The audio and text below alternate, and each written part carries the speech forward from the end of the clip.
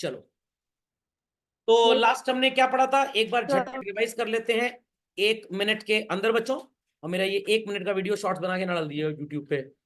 Business अलग है, businessman अलग है। बिजनेस की गई एक्टिविटीज बिजनेसमैन को अगर बेनिफिट दे रही हैं तो वो ड्राइंग्स है, और अगर बिजनेस को दे रही है तो वो ड्राइंग्स नहीं है।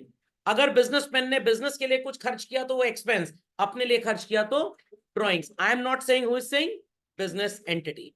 Anything which is measurable in terms of money will be recorded. लात जूता चल गया ऑफिस में तो रिकॉर्ड नहीं होगा, बट उससे कंप्यूटर मॉनिटर अगर 20,000 का टूट गया तो वो रिकॉर्ड होगा। 12 कंसेक्यूटिव मंथ्स, 365 दिन इज द पीरियड जिसके बीच में आप अकाउंटिंग करते हैं। कैश ट्रांजैक्शंस की जो इंपॉर्टेंस है बच्चों, क्रेडिट की भी वही इंपॉर्टेंस होती है। आप इसी प्रिंसिपल के बेसिस पे डिसाइड करते हैं कि कौन सी एसेट करंट एसेट होगी और कौन सी नॉन करंट। जो शॉर्ट लिव्ड है दे आर करंट, और जो लॉन्ग लिव्ड है दे आर नॉन करंट।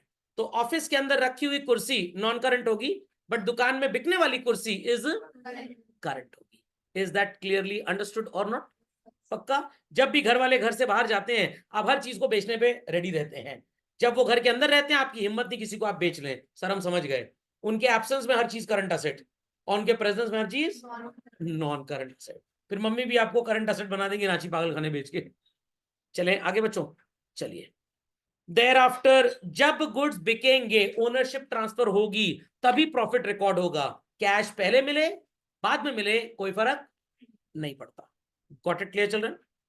किसी भी असेट की कॉस्ट को कैसे कैलकुलेट करेंगे? उसकी परचेज प्राइस प्लस सारे खर्चे जो उस असेट को वर्केबल कंडीशन में लाने के लिए बनाए गए, वील ऐड ऑल।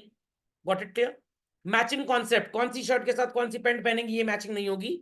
अगर मैंने 100 ग्राम लेटस से चूरन खरीदा और उसमें से 90 ग्राम बेच दिया तो प्रॉफिट मेरे को 90 ग्राम से मिलेगा, 100 ग्राम से नहीं मिलेगा। तो मैं सेलिंग प्राइस ऑफ 90 ग्राम चूरन में से माइनस करूंगा 90 ग्राम की कॉस्ट प्राइस, ना कि पूरे 100 ग्राम्स की। तो जो कॉस्ट आपको बेनिफिट देती है बच्चों, सिर्फ वही एक्सपेंस है। जिसने बेनिफिट नहीं दिया वो एक्सपेंस नहीं। समझ गए इस बात को? पक्का? चलिए, झूठ बोले कौवा काटे, काले कौवे से जरूर डरियो। Every type of transaction will be recorded provided it can be expressed in terms of money. अब ये नहीं कि हाथापाई हो गई तो वो भी रिकॉर्ड कर लेंगे, वो रिकॉर्ड नहीं होगा। तो 1 रुपए का ट्रांजैक्शन भी उतना ही इंपॉर्टेंट है जितना 100 करोड़ रुपए का। If you have the evidence, कागज पे अगर है तो रिकॉर्डिंग होगी, कागज पे अगर नहीं है चीजें तो रिकॉर्डिंग नहीं होगी। समझ में आ गया? कोई डाउट तो नहीं? अब आगे चलिए। आपने एक कहावत सुनी होगी बच्चों, कुछ पाने के लिए कुछ होना पड़ता है। बहुत साल पहले एक बच्चे को मैंने एक कहावत पढ़ाई थी और उसने मेरे को 2 महीने बाद बोला, सर वो आपने स्टार्टिंग में एक चीज गलत पढ़ाई थी। मैंने पूछा क्या? कह रहे सर आपने कहा था कुछ पाने के लिए कुछ खोना पड़ता है। यहाँ सर ज्ञान पाने के लिए सब कुछ खो दिया जीवन का। ना फेसबुक है, ना व्हाट्सएप है, ना 250 ग्राम है, ना 700 ग्राम है, ना इंस्टाग्राम है, कोई है ही नहीं सर। तो कुछ पाने के लिए कुछ खोना पड़ता है is exemplified by the concept which is known as dual aspect concept. Sir ये बोलता क्या है? ये बहुत कुछ बोलता है मेरी तरह, बट आप सबसे पहले यही बात समझेंगे, कुछ पाने के लिए कुछ होना पड़ता है। कहने का मतलब whatsoever benefit you happen to get is carried with equivalent sacrifice। जैसे सर मान लीजिए कि आपके रिलेटिव ने आपको फोन किया, भाई ऐसा है शादी है तो आ जाइएगा सपरिवार, 4-6 लोग जितने हैं, यहाँ पे बढ़िया होटल ताज मानसिंह में रूम वूम सबके लिए बुक्ड है। आप बहुत खुश, पापा मम्मी के साथ दादा दादी के साथ आपने सो कॉल्ड 10-12 लोग की परिवार की टिकट कराई 5-5 हजार रुपए की और शादी के वेन्यू पे पहुंच गए। बेनिफिट क्या मिला? ट्रैवल का बेनिफिट। होटल में कोई पैसे तो आप देंगे नहीं, फ्री है वो बेसिकली। दिन भर सो ही रहे थे लोग, MUX more than PX, satisfaction delight बढ़ाने के लिए। What it clear? तो सैक्रिफाइस हुआ मनी का और बेनिफिट किसका हुआ? Travel and leisure and enjoyment का। खोपड़े में बात गई कि नहीं गई? समझ में आ गया? Clearly understood? फिर रिश्तेदार ने 1 साल बाद फोन किया, वो ऐसा है मौसा जी की तबीयत बहुत खराब है, ब्लड डोनेट करना है, 4-5 लोग। हेलो, आवाज नहीं आ रही, हेलो हेलो हेलो। फोन काट दिए, तुरंत सिम बाहर निकाल दिए। समझ में आ गया? समझ में आ गया? उन रिश्तेदारों का मेरे पास फोन आ गया, सर क्या करें? मैंने कहा वो जो सैटेलाइट फोन मैंने आपको खरीद के दिया है उससे नंबर मिलाइए, क्योंकि उसका नंबर ट्रैक होता ही नहीं। वहां लिख के आएगा पार्वती नाम्बियार। पार्वती नाम्बियार को जानते हैं आप? नहीं जानते? अरे पार्वती नाम्बियार को नहीं जानते? पार्वती नाम्बियार है ये, प्राइवेट नंबर लिख के आएगा। मूवी वूवी नहीं देखते क्या भाई लोग? सलमान खान की एक मूवी थी बॉडीगार्ड, उसमें करीना कपूर जी उसको चीट करती हैं, इस तरह से बेवकूफ बनाती हैं, कहते हैं ना पार्वती नाम बिहार का फोन है, तो it is private number basically. Satellite phone में ऐसे ही होता है। चलें आगे। तो अब जब रिश्तेदार ने बेचारे ने खून मांगा तो हेलो हेलो हेलो आवाज नहीं आ रही है, इतने गिरे हुए टाइप के लोग हैं। बट मैं चला गया आगे, क्योंकि मेरे को रिकॉर्ड बनाना था। 21 बार हो चुका है, 22वीं बार डोनेट करने जाऊंगा। तो बेनिफिट क्या है कि किसी की जान बच जाएगी, और सैक्रिफाइस क्या है? थोड़ा सा ब्लड चला गया। सर हम रूह अफ़ज़ा की बोतल देंगे उनको। समझ में आ गई बात? चल रहे हैं। तो डुअल एस्पेक्ट कॉन्सेप्ट के आगे बच्चों लिख लीजिए। बेसिस है डबल एंट्री अकाउंटिंग सिस्टम का। डबल एंट्री का मतलब क्या होता है सर? 11 दो बार पढ़ेंगे हम, हर चीज की एंट्री दो बार होगी, एक बार घर में जाएंगे, फिर बार आएंगे, फिर जाएंगे। डबल एंट्री का मतलब होता है किसी भी ट्रांजैक्शन को जब आप रिकॉर्ड करेंगे बच्चों, उस सिक्के के कितने पहलू होंगे? दो। एक होगा बेनिफिट और एक होगा सैक्रिफाइस। दुनिया में ऐसी कोई हरकत ही नहीं है जिसमें बेनिफिट तो हो बट सैक्रिफाइस ना हो, या सैक्रिफाइस हो बट बेनिफिट ना हो। क्यों सर? पेरेंट्स को देख लीजिए, दे सैक्रिफाइस फॉर अस, बट उनका बेनिफिट क्या है? अरे उनका बेनिफिट ये है कि आप जब कुछ अच्छा करेंगे अपने जीवन में तो सोसाइटी कॉन्ग्रेचुलेशन किसको बोलेगी? उन्हीं को बोलेगी। उनका इज्जत मान सम्मान दुनिया में बढ़ जाएगा। रिजल्ट आया जिन बच्चों का, मान लीजिए आएगा, तो सब लोग कॉन्ग्रेचुलेशन बोलते ही नहीं बोलते हैं? खोपड़े में बात गई। बट मम्मी क्या सोच रही है? मैथ्स में बड़ा कम नंबर लेके आया है। ये नहीं देख रही है कि इंग्लिश में 98 आया है। समझ में आया कि नहीं आया? किसमें कम आया है? मैथ्स में। सोशल में 99 आया है, मैथ्स में बड़ा कम नंबर आया है। साइंस में भी बहुत कम नंबर आया है। ये भगवान, हबशी माँ बाप, इनकी चाहत कभी खत्म ही नहीं होगी। समझ में आया कि नहीं आया? दिन भर मम्मी दादी माँ को कोस रही है, इस बुढ़िया को पता नहीं कितना दहेज चाहिए था शादी में। तो आप मम्मी से बोलिएगा जैसे आपको नंबर चाहिए हमारे। खोपड़े में बात गई कि नहीं गई? तो भैया 99 आए, चाहे 29 आए, चाहे 39 आए, कोई फर्क नहीं पड़ने वाला। सर कैसे फर्क नहीं पड़ने वाला सर? अरे सही में कोई फर्क नहीं पड़ने वाला। आपको बिल्कुल टेंशन लेने की जरूरत नहीं है। आप इंडिया के टॉप 100 लोगों को देख लीजिए, 90 दलित तो स्कूल ड्रॉप आउट है उसके अंदर से। सर समझ गए सर? आज ये वाला वीडियो पापक जरूर दिखाना है। समझ में आ गया? बट वो जो 90 स्कूल ड्रॉप आउट थे ना, वो इसलिए ड्रॉप आउट थे क्योंकि उन्होंने छठी कक्षा से मेहनत करनी उस एवेन्यू में स्टार्ट कर दी जहां पे वो अच्छा करना चाहते थे। वो हमारे बच्चों की तरह पबजी और सब्जी नहीं खेलते हैं। समझ में आ गया? तो 79 आना is not bad, it's very good, provided आपने एफर्ट किया हो। दिन भर पबजी मरे पड़े हैं। मम्मी पूछी कहाँ जा रहे हो? चुप बुढ़िया मैं आ रहा हूँ। तो जब आपने एफर्ट ही नहीं किया तो लात खाओगे ही खाओगे। Is that clear? Is that clear? और बाकी आपने एफर्ट किया तो भैया 88 आए चाहे 78 आए, कोई खास फर्क नहीं पड़ने वाला है। ज्यादा टेंशन लेने का नहीं। समझ में आ गया? पता लगा ज्यादा टेंशन हुई, पापा ने एशियन पेंट्स करवाया था, दीवार पे पोत पात के चलेगा, आई क्विट, लाखों खर्चा घर वालों को और बढ़ा गए। समझ में आया कि नहीं आया? खोपड़े में बात गई। चलिए, तो जिनका 98% आएगा वो भी बहुत बढ़िया है, जिनका 38% आएगा वो भी बहुत बढ़िया, कोई टेंशन की बात नहीं है। अब जो पढ़ रहे हैं उसको समझिए बेसिकली। तो सबको समझ में आ गया, कुछ पाने के लिए कुछ खोना पड़ता है, बट मेरा लेक्चर पाने के लिए बहुत कुछ खोना पड़ता है। तो झटपट बच्चों जरा लिख लें इसको, और जो चीजें मैंने मार्क की है मार्क कर लें। तो सबको समझ में आ गया बेनिफिट एंड सैक्रिफाइस? तो अगर I am taking the lecture at present, I am sacrificing my nini time. I am sacrificing my leisure time. I could have went with my wife to some shopping mall. Sir, आप shopping mall for window shopping पूरा तो सुनी है. Got it clear? I could have taken my small daughter to some park and all. Mall का झूला महंगा है. Is that clear? तो मैं भी मौज मार सकता था जीवन में, बट मैं क्या कर रहा हूं? मैं आपको पढ़ा रहा हूं. तो इस सैक्रिफाइस का मेरे को बदले में कोई बेनिफिट मिल जाएगा? हाँ सर, डेट आने वाली सर, परेशान ना होइए सर, बिल्कुल परेशान होइए, घर में बोल दिया हमने. समझ में आ गया बच्चों? तो बिना बेनिफिट के तो सैक्रिफाइस हो ही नहीं सकता, और बिना सैक्रिफाइस के कोई बेनिफिट नहीं मिल सकता. चलें आगे. चलिए, तो इसी के लिए मैंने एक एग्जाम्पल रखा है चिल्ड्रन. आपने एक जायदाद खरीदी. क्या खरीदा सर हमने? मान लीजिए कि आपने बच्चों फर्नीचर खरीदा, क्या खरीदा? Furniture worth ₹1 lakh. तो इफ आई से कि आपके पास फर्नीचर आ गया तो इट इज अ बेनिफिट, और आपके पास से पैसे चले गए इट इज अ सैक्रिफाइस। दिमाग की बत्ती जलाएं मेंटोस खाए बगैर और जवाब दें मेरे को। Children, it's a cash transaction और अ क्रेडिट ट्रांजैक्शन? फर्नीचर खरीदा और तुरंत पैसे दे दिए, कैश ट्रांजैक्शन। बट आपका मन किया कि सो कॉल्ड चलो अपने दोस्तों को पार्टी दे दें मैकडॉनल्ड्स में।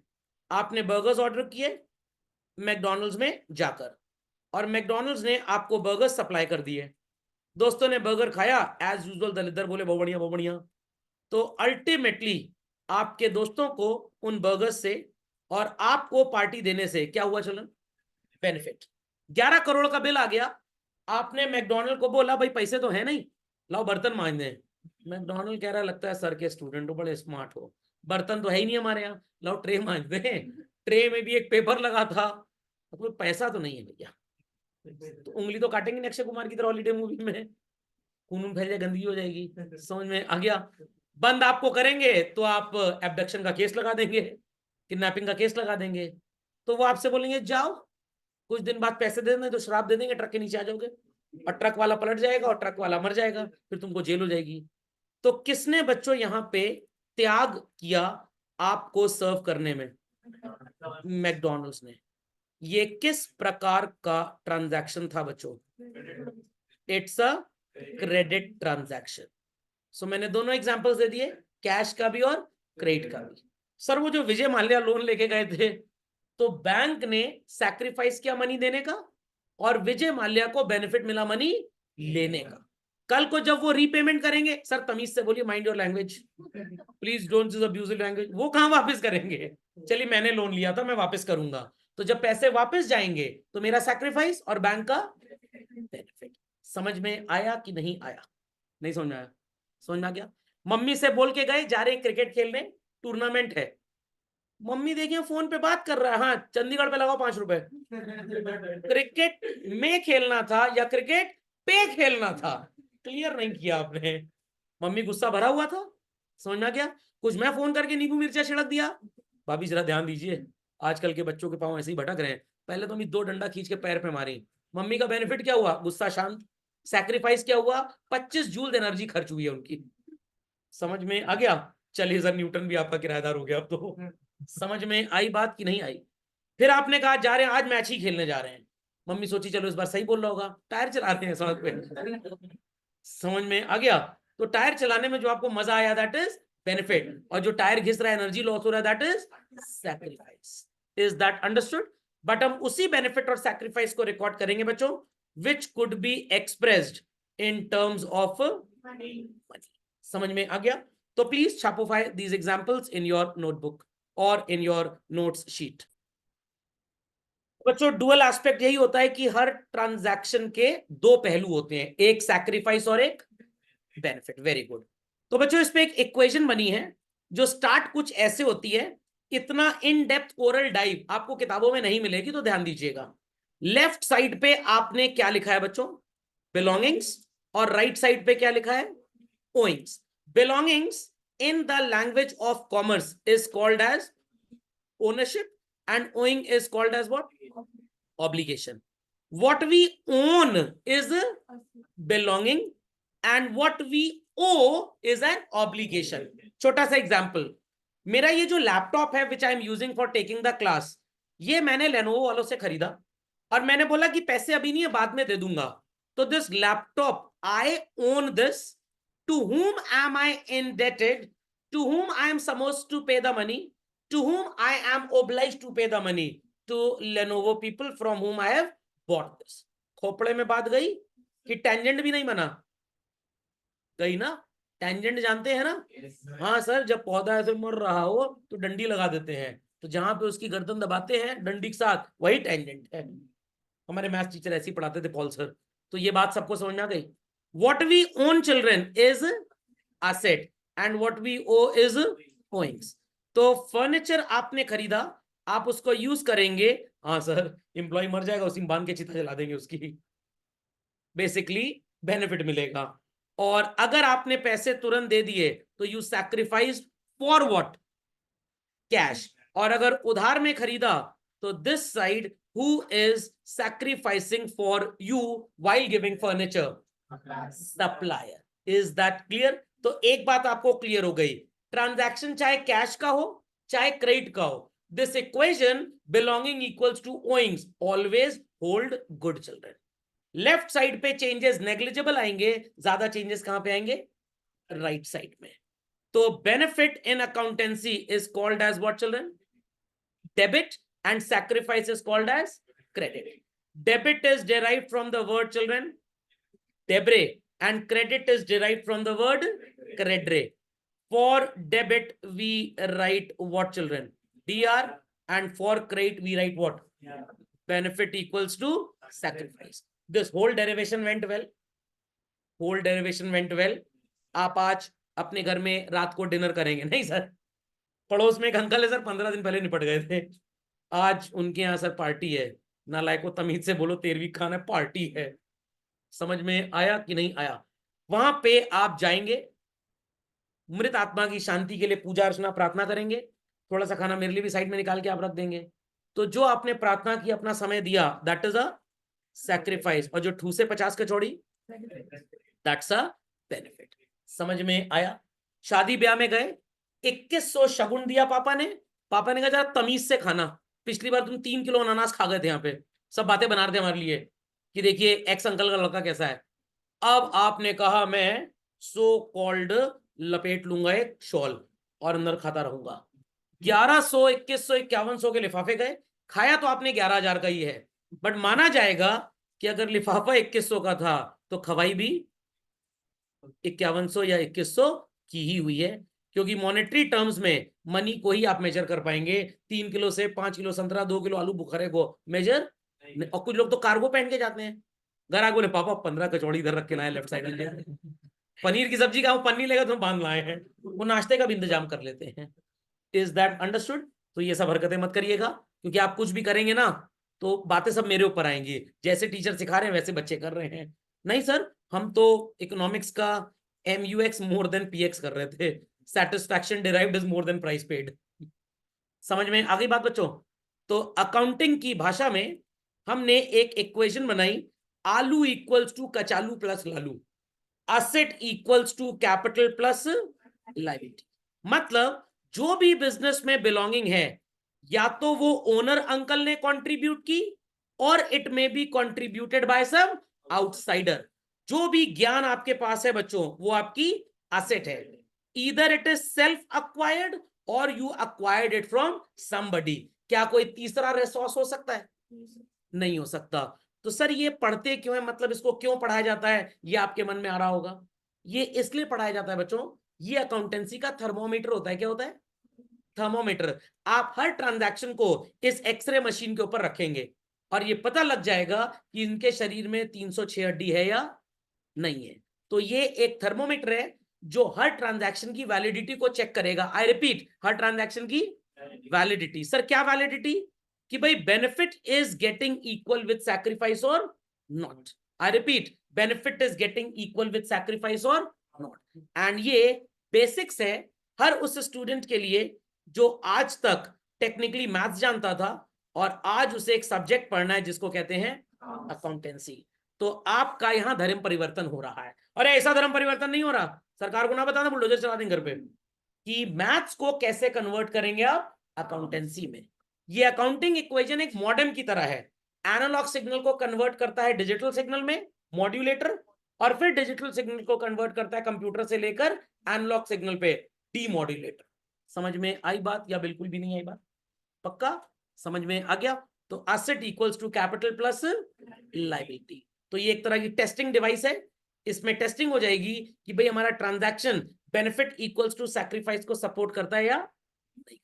समझ गए? चलिए झटपट इसको लिख ले बच्चों। सो मिस्टर राम ने कंट्रीब्यूट किया 30,000 रुपी इन द बिजनेस। 30,000 रुपी मतलब children cash. And who contributed? Ram. Ram will be designated as what?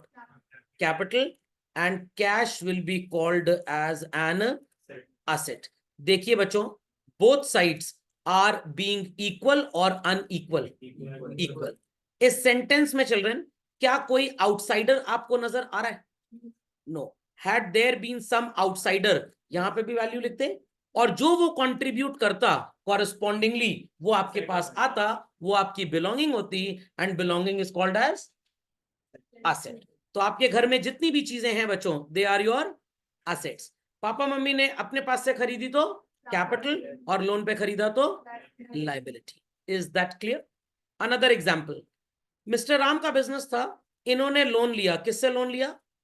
Bajaj finance. तो बजाज फाइनेंस इज एन, ध्यान से अंग्रेजी सुनिए, इज एन outsider.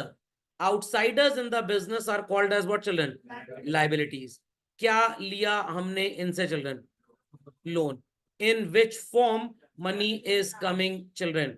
कैश। तो अगेन देखिए, लेफ्ट हैंड साइड पे कैश और राइट हैंड साइड पे liability. Again it is equating with each other, yes और नो चिल्ड्रन? समझ में आ गया? पक्का? आगे चलो, चलिए। हम साथ साथ हैं, राम ने भी पैसे लगाए और बजाज फाइनेंस से लोन भी लिया गया। Total how much money have we got children? So again children, your asset equals to capital plus liability.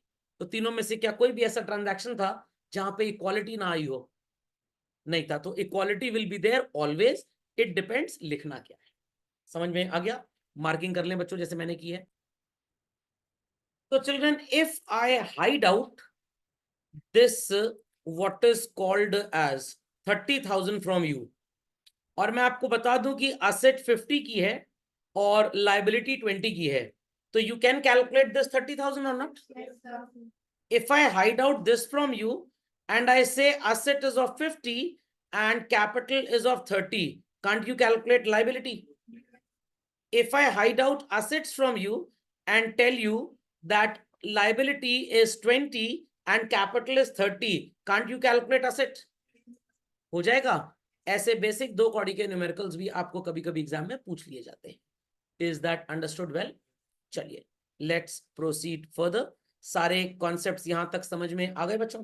पक्का? चलिए। Yes sir. So children, accounting equation का प्रैक्टिकल एप्लीकेशन आपके सामने है। We'll be using it for multiple purposes. 3 purposes के लिए इसको practically use किया जाता है। बिजनेसमैन इसको नहीं यूज करता, ये सिर्फ स्टूडेंट को क्लासरूम में पढ़ाया जाता है। जैसे Newton's law of motion by default है, हर शिप पे, हर प्लेन पे लगेगा, बट क्या किसी भी शिपिंग कंस्ट्रक्शन साइट पे आपका इंटरव्यू लेते समय आपको न्यूटन्स का लॉ ऑफ मोशन पूछा जाएगा? मान के चलते हैं कि आप 9th क्लास से बीटेक तक में उसको पढ़ के आए हैं। सो मिस्टर मोहन का बिजनेस है, what is the value of assets given to us? Assets are 170, 2 lakh. तो 170 कहां से बोला था? Liabilities are rupees 80,000। What you are suppose to calculate? तैयार है लोग? चलिए, सबसे पहले लिखिए बच्चों, asset equals to capital plus liabilities. Write down in your copies, asset equals to capital plus liabilities. Short में भी लिखेंगे तो चलेगा, A equals to C plus है, पूरी स्पेलिंग नहीं भी है तो चलेगा। What 2 items do we have in this first question, children? Assets and liabilities. What is the value of asset? 2 lakh. Very good. Is capital given to us? No. Liabilities known, children? Very good.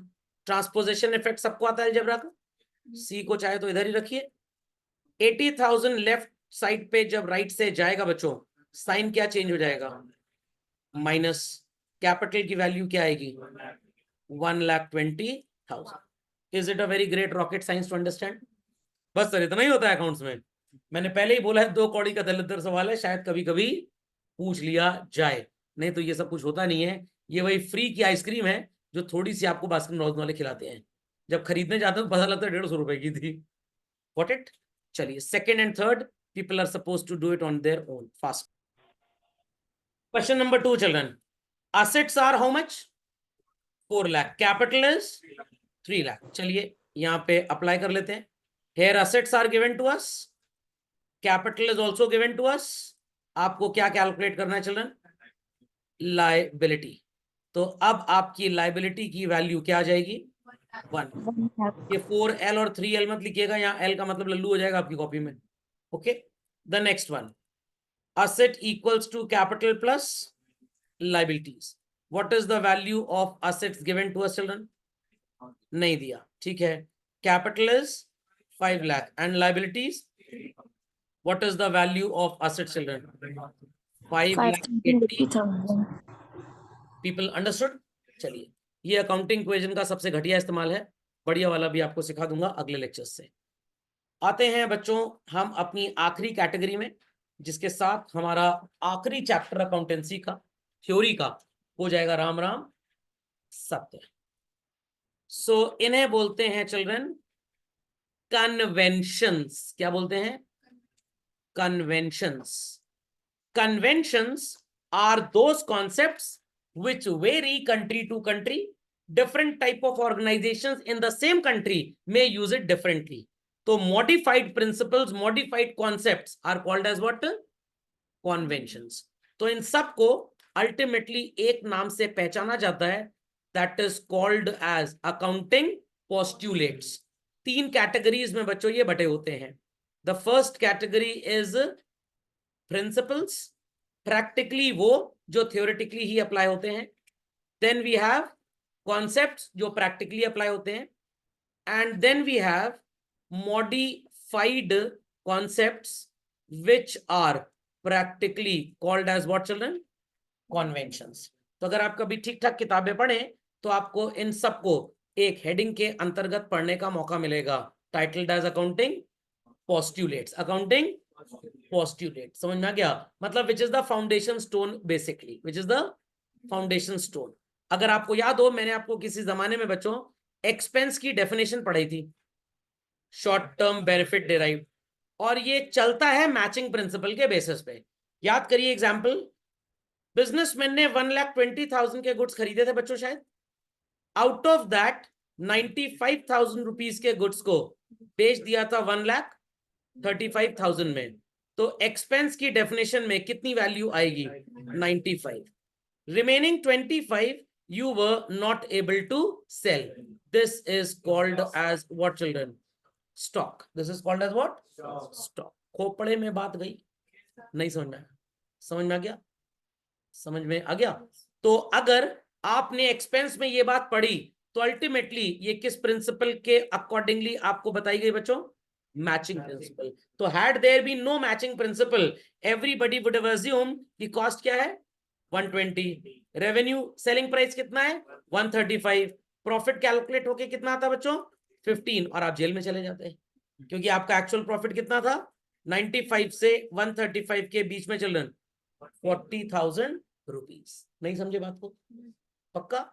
Understood everybody? चलिए, so let's continue with the last category. ये बड़े आसान वाले हैं, सबसे important जो थे वो पहले 10 थे children. Ready everybody to understand this? जो छोले भटूरे खा के आए हैं उनको छोड़ के बाकी बोल सकते हैं। Very good. सबसे पहला है बच्चों कॉस्ट बेनिफिट प्रिंसिपल। सर अगर कॉमर्स सब्जेक्ट पढ़ें तो हमने कैलकुलेट किया है 10 लाख रुपए का इन्वेस्टमेंट है और 10 साल के बाद 1 करोड़ कमाने लायक हो जाएंगे। अगर सर साइंस पढ़ लेते हैं, प्रैक्टिकली बायो, तो सर कम से कम हमें 1.5 करोड़ रुपए का इन्वेस्टमेंट करना पड़ेगा और उसके बाद 3 करोड़ कमाने लायक हो ही जाएंगे।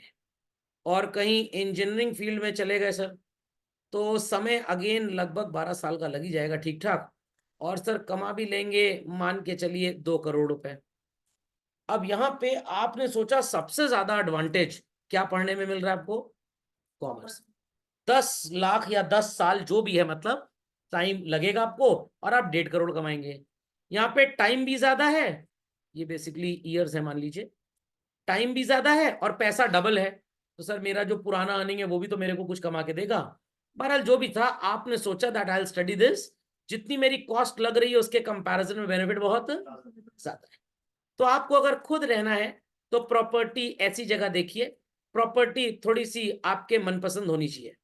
बट अगर आपको सिर्फ इंटरेस्ट खाने में, सॉरी रेंट खाने में इंटरेस्ट है, तो 40 लाख की प्रॉपर्टी चाहे एक्स मोहल्ले में मिले, चाहे वाई मोहल्ले में मिले, चाहे जेड मोहल्ले में मिले, चाहे नरक में मिले, कोई फर्क पड़ेगा? You are interested in earning rent. समझ में आ गया भाई, 40 लाख की प्रॉपर्टी होगी, 20,000 किराया मिल जाएगा। अब वो कहीं पे भी मिले, क्या कोई फर्क पड़ता है? नहीं मिलता। तो रियल लाइफ में पर्सन किस पे चलता है? कॉस्ट बेनिफिट एनालिसिस पे। तो 70,000 रुपए की मान लीजिए बाइक है, और पता है कि अगर एक इंसान इसको चलाएगा तो ठीक ठाक चलेगी, 2 के लायक नहीं है, बट 1,20,000 वाली 2 लोग चला सकते हैं, तो ये खरीद ली गई। Is that clear? बट अगर आपके पास लेटेस्ट से 1,000 करोड़ की नेटवर्थ है, तो आप कहेंगे नहीं ये सब बेकार बाइक है, हम खरीदेंगे 4 करोड़ की हार्ले डेविडसन। समझ में आया कि नहीं आया? तो अगेन, जो 4 करोड़ की हार्ले डेविडसन खरीद रहा है, क्या आप उसे बेवकूफ बोलेंगे? अरे चाहता तो 10-10, 20-20 लाख की कम से कम 100 मोटर बाइक खरीद लेता, पूरा कॉन्वॉय चलता। ये तो वही हो गया, 40 रुपए का मैकडोनल्ड में बर्गर खाना है, एक काम करते हैं सर, 40 रुपए का चूरन खरीद लेते हैं, कम से कम 1 महीने तक चाटते रहेंगे, चलता रहेगा। तो भाई किसी को 40 रुपए के चूरन में बेनिफिट है, किसी को 40 रुपए के बर्गर में। कॉस्ट बेनिफिट एनालिसिस का मतलब होता है, अगर आप कोई प्रिंसिपल अकाउंटिंग का यूज कर रहे हैं और उसी के बेसिस पे अकाउंटिंग करते हैं, आपकी लागत इतनी ज्यादा है कि आपको उतना बेनिफिट उससे मिलता ही नहीं है। मैं इसका एक एग्जांपल आपको देता हूं चिल्ड्रन, ध्यान से मेरी बात सुनिएगा। अगर आप स्कूल में पढ़ते हैं तो आप स्कूल में फी डिपॉजिट करते हैं, तो एक फी बुक मिलती है जिसमें 4 कॉपीज होती हैं। Bank copy is there, student copy is there, मतलब पेरेंट कॉपी, फिर एक स्कूल की टीचर्स कॉपी होती कि नहीं होती है, बिकॉज हर जगह पे रिकॉर्ड मेंटेन करना है। तो बिल बुक छापी जाती है कि चोरी में कहीं से लेके आता है स्कूल? छापी जाती है। एक बिल बुक की छपाई लेटर से 10 रुपए होती है, और मान लीजिए स्कूल में 6,000 बच्चे पढ़ रहे हैं, तो टोटल स्कूल को कितनी कॉस्ट खर्च करनी पड़ गई? 60,000 रुपए एनुअली। 60,000 रुपए एनुअली। एक बच्चे की फीस अगर 1 लाख रुपए है साल भर की, और टोटल स्कूल में बच्चों 6,000 बच्चे हैं, तो टोटल फीस कितनी हो गई? 1 10 100 10,000 लाख 10 लाख करोड़। 60 करोड़ आएगा, 6 करोड़ आएगा? 1 10 100 10,000 लाख, 5 और 3 8, 6 करोड़ रुपए फीस आ रही है। तो 60,000 के सिस्टम में अगर 6 करोड़ फीस आ रही है, क्या कोई नुकसान है? बिल्कुल नहीं। अब बात करते हैं एक रेस्टोरेंट की। रेस्टोरेंट वाले बिल बुक रखते हैं अपने पास, एक कार्बन कॉपी अपने पास रखेंगे, ओरिजिनल आपको दे देंगे। या आजकल वो कंप्यूटराइज बिल बनने लग गया है, या आजकल वो थर्मल प्रिंटर्स आते हैं, वो गोल गोल पर्ची लपेट के निकलती है, पेट्रोल पंप पे आपने देखा होगा। तो पेट्रोल पंप वाले पहले क्या करते थे, बिल बुक रखते थे अपने साथ, और एक पेज पे 3-4 बिल बना लेते थे वो लोग, ज्यादा बड़ा तो होता नहीं है। अब उन्होंने क्या किया कि मशीन के अंदर ही एक रोल लगा दिया, और आपने पेट्रोल फिल करवाया बाइक में, मान लीजिए जो आपने नहीं खरीदी, और उसी को बटन दबाया, सर यही आवाज एग्जैक्टली आती है सर, मैंने आवाज दी हुई है, जैसे अलेक्सा की आवाज है वैसे ही फोन पे अमिताभ बच्चन की आवाज है ना, तो ये जो मशीनें होती हैं ये आवाज मैंने दी हुई है, तो इससे बिल निकल आता है। अब पेट्रोल पंप वाले ने सोचा कि मेरी डेली 1 लाख रुपए की सेल है, अगर मैं बिल बुक रखता हूं तो कम से कम डेली की कॉस्ट बिल काटने की 10 रुपए आएगी, और अगर थर्मल प्रिंटर रखते हैं तो डेली की कॉस्ट आएगी सिर्फ 2 रुपए। क्या करेगा पेट्रोल पंप वाला चिल्ड्रन? थर्मल प्रिंटर रखेगा। Is that clear? तो यहां पे सर अकाउंटिंग प्रिंसिपल कहां से चलाया? बिल्कुल चलाया। आप अगर एक ढाबा चला रहे हैं और आप खुद वहां के ओनर हैं, क्या आपको बहुत ज्यादा बिल विल बना के देने की जरूरत है किसी को? मेरी बात सुनाई नहीं पड़ी? सादे कागज पे लिख के दे दीजिए, काम चल जाएगा। इस सिस्टम ऑफ अकाउंटिंग को बच्चों बोलते हैं सिंगल एंट्री सिस्टम। मतलब यहां पे एक एस्पेक्ट रिकॉर्ड होगा, या तो डेबिट या तो क्रेडिट, दोनों नहीं रिकॉर्ड होगा।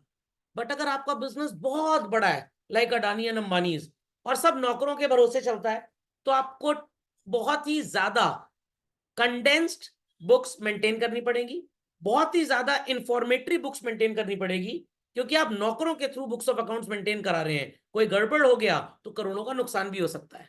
यहां पे आप दोनों एस्पेक्ट रिकॉर्ड करते हैं, which is called as children double entry system. समझ में आया कि नहीं आया? तो आई एम अ टीचर, मान लीजिए मैं क्लास ले रहा हूं, बच्चों ने बोला sir this is your remuneration, नाम के आगे उसको लिख लिया, काम खत्म। बट अगर मैं $1 मिलियन का एंटरप्राइज चला रहा हूं, तो क्या मेरे लिए सिर्फ इतना काफी कि पैसे आ गए? कहां से आए, कब आए? एक एक चीज जानना जरूरी है, क्योंकि बिजनेस इज वेरी लार्ज, आप उसको मैनेज नहीं कर पाएंगे। तो अगर अकाउंटिंग प्रिंसिपल अप्लाई करने में जो कॉस्ट आ रही है वो बहुत ज्यादा है, बट आपको उससे उतना बेनिफिट नहीं हो रहा है, तो क्या ऐसा बेकार सा प्रिंसिपल आप यूज करेंगे बच्चों? कैसा बेकार सा प्रिंसिपल यूज करेंगे? बिल्कुल भी नहीं यूज करेंगे। Is that understood well? Is that understood well? एक और एग्जाम्पल इसमें लेंगे बच्चों हम लोग, एक और example. If your father is doing business and he is a trader और ही इज अ मैन्युफैक्चरर, वो लोगों से चीजें बाय करते हैं और आगे कस्टमर्स को सेल करते हैं। तो कुछ सामान क्रेडिट पे आता होगा as a business policy, cash में बिकता होगा। कुछ कैश में आता होगा, कैश में बिकता होगा। कुछ क्रेडिट में आता होगा और आगे भी कुछ दलितर कस्टमर क्रेडिट में खरीद के ले गए। समझ में आ गया? कुछ आता कैश में बट आगे क्रेडिट में बिक जाता है। तो पापा will be recording cash activities as well as credit. जिस सिस्टम ऑफ बिजनेस में बच्चों दोनों एक्टिविटीज का रिकॉर्ड मेंटेन होता है, cash as well as credit, इसको बोलते हैं what is known as hybrid accounting system. लिखने की जरूरत नहीं है, अगले टॉपिक में आप यही पढ़ेंगे। What children? Hybrid accounting system. Hybrid मतलब सर कैश और अक्रूवल दोनों रिकॉर्ड हुआ। सर ये क्या होता है कैश और अक्रूवल? इलेक्ट्रिक बिल आ तो गया बट आपने पे नहीं किया, it is outstanding children, yes और नो? इस बेसिस को बोलते हैं recording those activities even where money is not going out but it will go out. ये अक्रूवल बेसिस होता है। कौन सा बेसिस? अक्रूवल। आपका अगला चैप्टर बेसिस ऑफ अकाउंटिंग है ये बेसिकली। बट जहां पे चट मंगनी पट ब्याह तुरंत दान महाकल्याण, पैसे गए लिख लो, पैसे आए लिख लो, it is cash basis. Let us talk about a doctor. Doctor की क्लिनिक पे कोई इंसान जाता है, कह रहा है डॉक्टर साहब सही होगा तो पैसा देंगे वरना पैसा ना मांगना। कैसा होता है? डॉक्टर का तुम मरो चाहे जियो, पहले 1100 रुपए का मत्था टेको यहाँ पे, तब तो मैं सूंघूंगा तुमको, तब देखूंगा मैं तुमको, वरना मैं कुछ भी बताऊंगा नहीं। तो डॉक्टर का बिजनेस हमेशा किस पे चलता है? कैश। तो ये सो कॉल्ड अपने रिकॉर्ड्स को किस बेसिस पे मेंटेन करेंगे? कैश बेसिस पे। तो बिजनेस में बच्चों रिकॉर्ड कीपिंग दो तरह से होती है। Where you happen to record all transactions where money has gone out, money has come in, money will go out and money will come in. The system is known as hybrid accounting. Where we are concerned only with cash, पैसा आएगा तो लिखूंगा, नहीं आएगा तो नहीं लिखूंगा, it is called as cash basis. Is that clear? Boxing match देखा है? बॉक्सर उछल रहा है, सामने कोई नहीं तभी उछले जा रहा है, हाइब्रिड है। बॉक्सर तभी उछलेगा जब उसको मारना होगा, कैश। नहीं समझे? बाइक चला रहे हैं, हमें बाइक की चिंता है चलाते समय, कैश बेसिस। बाइक पार्क्ड है, नई बाइक है, पार होगी तो क्या होगा, तब भी चिंता है बिना चलाते हुए, अक्रूवल बेसिस। दोनों में चिंता है तो हाइब्रिड। अभी भी नहीं समझ में आया? घर में बैठे हैं गेस्ट, 8 बजे आए थे दलितर जा ही नहीं रहे, इंतजार कर रहे हैं मम्मी पापा कुछ खाने को पूछेंगे, बट मैंने मम्मी पापा को फोन कर दिया है ना पूछिएगा, कहीं हमको भी जाना है, रिश्तेदार का फोन आ गया अस्पताल में जमा है वो, मतलब एडमिट है। Is that clear? तो ये अक्रूवल बेसिस वाले गेस्ट हैं। सूंघ के चले आते हैं आपके घर के अंदर खाना बन रहा है, ये कैश बेसिस वाले गेस्ट हैं, इनका नाम टॉमी और मोती होता है। Is that understood children? Is that understood? तो ऐसा बिजनेस जो सिर्फ कैश आने पे रिकॉर्डिंग मेंटेन करे, कैश जाने पे रिकॉर्ड मेंटेन करे। अगर कैश नहीं आया और नहीं गया, जय माता दी, हम रिकॉर्ड मेंटेन नहीं करेंगे। जहां पे आप कैश और क्रेडिट दोनों को मेंटेन करें, it is hybrid. It is hybrid. वो हाइब्रिड सीड्स होती है ना आजकल, वैसे ही। जहां पे हम सिर्फ इसकी रिकॉर्डिंग करें, व्हेन मनी विल कम इन उसको लिखिए, when it will go out उसको लिखिए। क्रेडिट वालों को इट इज अक्रूवल। अभी इसके बारे में और क्लैरिटी आपको मिलेगी। तो क्या बहुत बड़ा बिजनेस जो उधार और कैश सारे ट्रांजैक्शंस करता है बच्चों, वो कैश बेसिस पे चल सकता है? बट चार्ट वाला चल सकता है। छोटा सा दुकान है, खुद ही उसको चार्ट लेनी है, मान लीजिए मेरे को नौकर रख लिया ज्यादा ज्यादा, और मैं तो चोरी करूंगा ही नहीं, शक्ल पे मत जाइएगा। Is that understood well by all children? नहीं समझ में आया? समझ में आ गया? चलिए, मटीरियलिटी प्रिंसिपल सर समझ में आ गया, बीटेक इन मटीरियल साइंस किया तो पढ़ाई होगी। अरे नहीं भाई, पड़ोस की दुकान पे आग लग गई, कुछ लोग कह रहे हैं चलो चलो चलो जल्दी चलो, कह रहे रुक जाओ मोबाइल चार्ज में, वीडियो बनाना है, कैसे होगा? तो अगर पड़ोस की दुकान पे आग लगी और उसको लॉस हो गया बच्चों, क्या हम रिकॉर्ड करेंगे? हाँ सर मोबाइल पूरा रिकॉर्ड करेंगे। अरे मतलब क्या, इस लॉस को हम रिकॉर्ड करेंगे? क्यों नहीं करेंगे? मॉनेटरी वैल्यू हमारे को कोई इफेक्ट नहीं दे रही। बट इतनी हीट जनरेट हुई उसकी शॉप में कि हमारे यहाँ जो सामान रखा था वो भी इफेक्ट हो गया और वो अब नुकसान हो गया उसका। This loss should be recorded और नॉट? समझ में आया कि नहीं आया? तो पापा घर में बैठे हैं, आईपीएल मैच देख रहे थे, छोटा भाई भी देख रहा था, मम्मी 4 बार उसको बोल चुकी हो नहीं समझ रहा है, सूदी कायदे से मम्मी उसको, आप चुप्पे चाप जाके कॉपी ओपन करके बैठ गए अपनी क्लास में, मैं ही पढ़ लूं, अगला नंबर अब मेरा है। समझ में आ गया? समझ में आ गया? मटलिटी प्रिंसिपल पढ़ी, उसको असर आया हमारे ऊपर। इज दैट क्लियर और नॉट? बट क्या पड़ोस के बच्चों को कोई फर्क पड़ेगा? बिल्कुल नहीं। अब पापा थोड़ी देर बाद टीवी बंद करके खाना लगाओ, सोना नींद आ रही है। समझ में आ गई मटलिटी का मतलब? Anything which is relevant should be recorded, relevant नहीं है तो हम उसको रिकॉर्ड नहीं करेंगे। इज दैट क्लियर और नॉट? मान लीजिए किसी जान पहचान वाली नई बाइक वाइक खरीदी, प्रसाद दिया, खाया, बड़ी तारीफ की, 4 लोगों सामने गाए, प्रसाद नहीं मिला, खुद ही खरीद के खा लिए, तब जाके गाए कि प्रसाद खरीद के खाए हैं। इज दैट अंडरस्टूड और नॉट? नहीं समझ में आया? समझ में आ गया? Clearly understood? चलिए, कंसिस्टेंसी, ये प्रिंसिपल बच्चों अभी आपको समझ में नहीं आएगा, अभी आपको थोड़ी पढ़ाई और करनी पड़ेगी। बट आपने एक वर्ड सुना होगा मेरे मुंह से, डेप्रीसिएशन। कुछ लोग डेप्रीसिएशन बोलते हैं, कुछ लोग डेप्रीसिएशन बोलते हैं। तो शिएशन वाले शीरा खा के आए हैं और सिएशन वाले स्टेशन में टेम्पो चला के आए हैं। तो सिएशन नहीं बोलना है, शिएशन नहीं बोलना है, सी ए शन, स और श। She sells sea shells at the sea shore. समझ में आ गया? समझ में आ गया? चलिए, तो डेप्रीसिएशन के बच्चों in all there are 12 methods. Sir है हमारे 11th के कोर्स में, बिल्कुल, बट 12 नहीं है, आप सिर्फ, धन्यवाद सर, 12 सर बहुत ज्यादा है। नहीं, कैलकुलेशन होता है, plus minus multiplication divide, not more than that.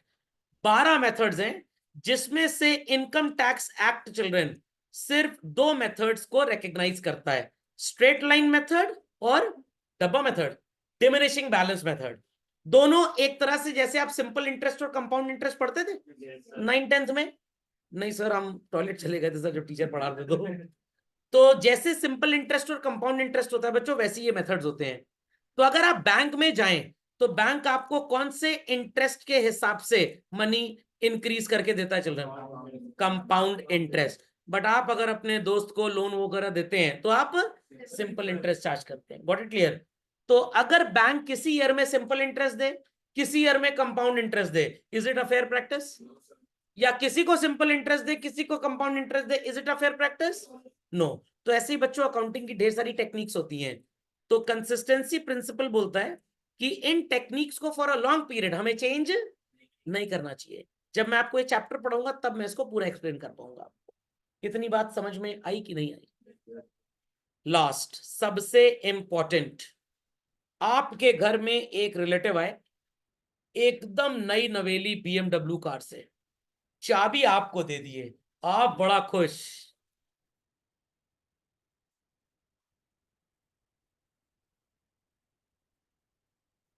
ये कार है, इसको कार मान लेना है। मन में लड्डू फूटा, अरे वाह हमको कार दे रहे हैं। बेटा वो कार की डिक्की में असल में हमारे जूते रखे, रास्ते में गोबर लग गया तो उनमें ला के जरा ड्राई क्लीन करा के साफ कर देना। आप बोले 50 हमको दी, 4 हम ही साफ कर दें, ऐसी क्या बात है, ड्राई क्लीन तक जाने की क्या जरूरत है? आपको लगा कि उन्होंने कार की चाबी आपको दी, कार आपको गिफ्ट कर रहे हैं, क्या आपको ठीक लगा? नहीं सर, बहक गए थे सर, 42 डिग्री टेम्परेचर, ऐसा धूप लग गई थी हमको।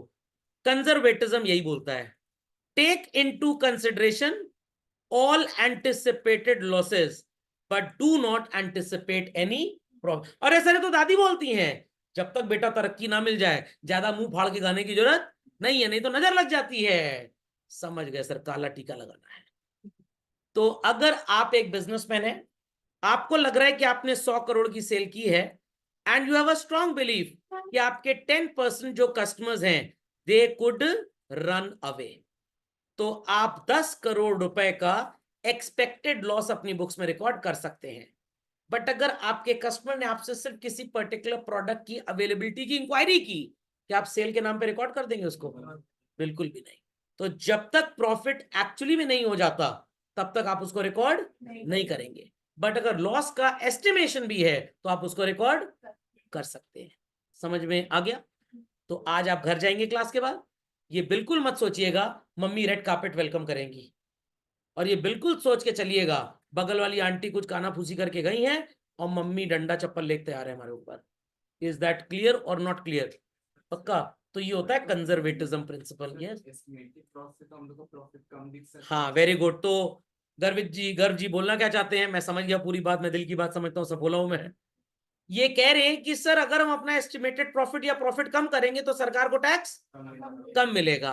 बेटा इन बातों को, बच्चों इन बातों को सिर्फ 11वीं 12वीं में ऐसा पढ़ाया जाता है, इनका वास्तविक जीवन में इनकम टैक्स अकाउंटिंग से कोई लेना देना नहीं है। अगर ऐसा कुछ मिले तो इससे इत्तेफाक ही माना जाए। Got it clear? तो इन चीजों को रियल लाइफ बिजनेस में अलाउ ही नहीं किया जाता, ये बकवास सिर्फ क्लासरूम के अंदर पढ़ाई जाती है। Is that understood? जब आप पूरी अकाउंटेंसी पढ़ लेंगे ग्रेजुएशन तक और रियल बिजनेस में अकाउंटिंग देखेंगे तो भर भर आप अपने कॉमर्स के टीचरों के नाम के आगे पीछे प्रीफिक्स सफिक्स लगाएंगे। दलित उल्टा पुल्टा पढ़ा दी, 10% इस्तेमाल नहीं हो रहा है। समझ में आ गया? तो ये दुल्हन का लहंगा है, 2 या 3 बार बस पहना जाता है। एक बार अपनी शादी में, भगवान ना करे दूसरी बार करनी पड़े उसको, एक बार सगे संबंधी, बस उसके बाद वो सज के एकदम पड़ा रहता है और OLX पे बिकेगा आने वाले टाइम। समझ में आ गया? तो सर हम क्यों पढ़ रहे हैं फिर इतना? इसलिए ताकि कोई घपला या गड़बड़ी हो, या आपको अगर घपला या गड़बड़ी करना हो तो आपको पता होना चाहिए कहां पकड़े जाएंगे और कहां नहीं पकड़े जाएंगे। Is that clear? तो अच्छी डाइट से आप तंदुरुस्त नहीं होंगे, अच्छी डाइट से आप बीमार नहीं पड़ेंगे। Logic understood? चलिए, दैट्स ऑल फॉर टुडे। जय माता दी, जय भारत, जय भीम।